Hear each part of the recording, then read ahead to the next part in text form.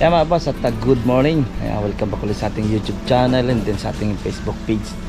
Update na natin to project natin ng Sandia Homes Danesa, Tanawan na Batangas. Na-update na natin yung mga boss. Okay, tara, samahan nyo ako. Silipin na natin yung kitchen at CR na ginagawa natin dito. Let's go. I don't ever slow up, no I don't take shit. I got no love for the fakeness. If you wanna play tough and wanna hate this, I'll always show up. I don't ever slow up, no I don't take shit. I got no love for the fakeness. If you wanna play tough and wanna hate this, I'll always show up and make a statement. I don't ever slow up, no I don't take shit. I got no love for the Jay Uragon Vlog. Yan na, check na natin itong ating kitchen dito na pinipinis na nila. Yung napansin nyo yung lupa dito, wala na, yung mataas na hukay na yan at naitapo na yan.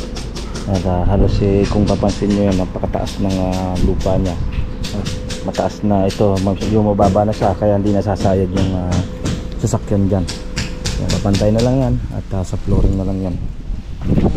Okay, check natin ito. Pinaklose na ng client mga boss. Pinaklose na lang client at pinalagyan na ng bintana. Pinabababa, medyo mababa lang bintana ang gusto ng client. Yan. At dito tayo magtatap ng yung ating floor drain or yung ating drain para sa ating lababo. Dito, tagos na lang naman natin yan dyan. Okay, check mo natin dito. Dito, ayan, pinalaki na ng client. Ito yung CR dati dito, nandito lang. Pinalaki na ng client. Ay, nakasa lang, papalitada na lang to. And then pinasagad na yung CR doon. Para mas malaki yung CR nila. Yung dati, nilagyan ng lababo yan. Nilagyan ng lababo.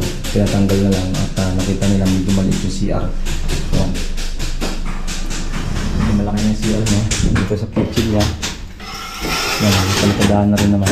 Kaya lalagyan pa naman yan dyan. Mga same lang din naman ito. Ito siyang bintana na. Ito yung kalan na niya. Dito yung kalan. Hindi yung kanyang lababo dito na ilalagay. Ay, slide na lang dito yung lababo niya.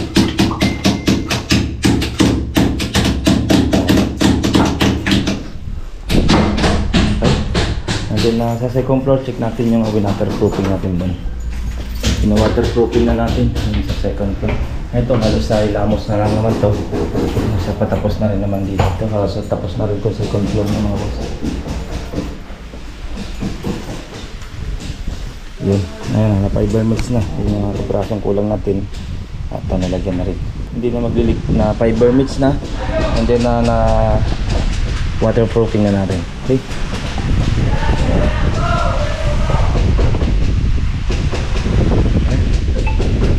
Pirasong pinadagdagan natin ng fiber mix. Okay, malapit na natin itong tubo malapit na natin yan. Ayan mga boss, yan ang ating kunting pasilip ng block 13 block 13 ng Sandia Homes Danesa project natin, Tanawan, Batangas. Ating kunting pasilip. Halos kapinis na tayo sa kitchen, tas na sa CR. Yun ang naman natin ginagawa. And then itong pag-flooring na lang dito sa tapat ng gate. At konting-konti na lang matatapos na tayo by February. Tapos na tayo by February mga boss. Okay, hanggang dito na mga boss. At ingat-ingat tayo. Next update natin yung Jasmine or yung Linnea by Monday na mga boss. Payday tayo ng team ng J. Bye bye, ingat-ingat tayo.